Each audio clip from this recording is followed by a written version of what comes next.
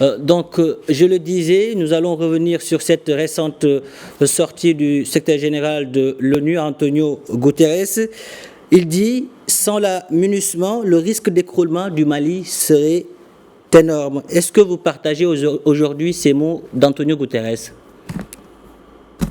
Dans tous les cas, les risques pour le Mali, ils sont importants depuis de 2012. Et je pense que la présence de la MINUSMA dans le format qu'on a connu depuis cette période n'a pas permis véritablement d'inverser la tendance qu'on a observée en 2012.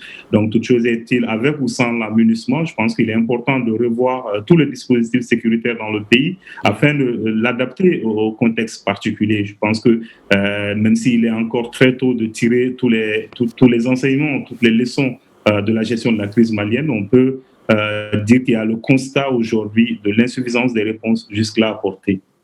En tout cas, le secrétaire général de l'ONU plaide pour une force africaine avec un mandat onusien plus robuste. Comparé à la MINUSMA, qu'est-ce qu'il faudra de plus à cette force africaine dont parle le patron de l'ONU pour barrer la route aux groupes terroristes, disons pour pacifier le Mali?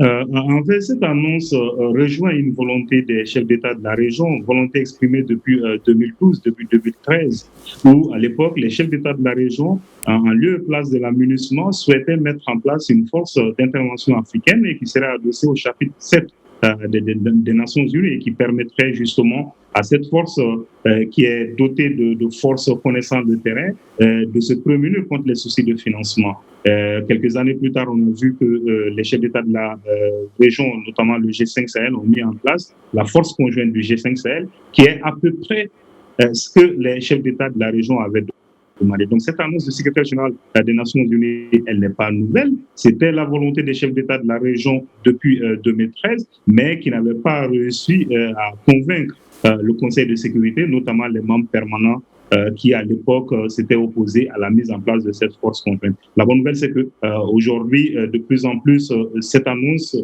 voudrait dire que les Nations Unies, finalement, optent pour cette solution qui avait été préconisée, qui, à la différence de la MINUSMA, mettra sur le terrain des gens qui ont plus ou moins une connaissance de l'environnement et qui ont une capacité d'action qui leur permettrait d'être proactifs face au développement de la menace. En tout cas, cette sortie du patron de l'ONU intervient dans un contexte marqué par l'escalade des tensions entre Paris et Bamako, le Mali qui a, disons, déchiré, disons, rompu les accords de défense signés en 2014 avec la France. Pourquoi Bamako ne veut plus, disons, entendre parler de Paris? Comment expliquer le durcissement de son bras de fer avec les autorités françaises? Oui, effectivement, il y a quelques jours, les autorités de la transition malienne ont dénoncé les accords de défense et de coopération militaire qui avaient été signés entre le Mali et la France en 2014 et qui sont intervenus pour mettre un cadre juridique à l'intervention française au Mali qui, elle, avait été engagée à la mi-janvier 2013.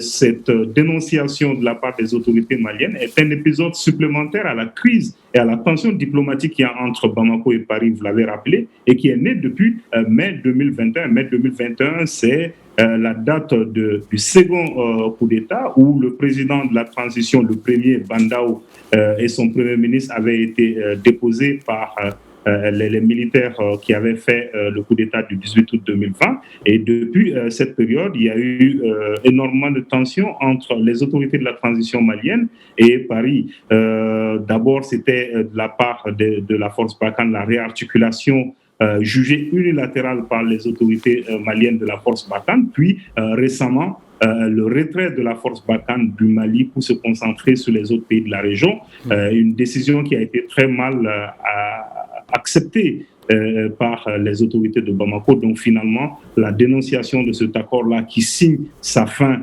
dans 6 mois intervient comme une sorte d'épilogue à cette tension qui existe entre Paris et Bamako.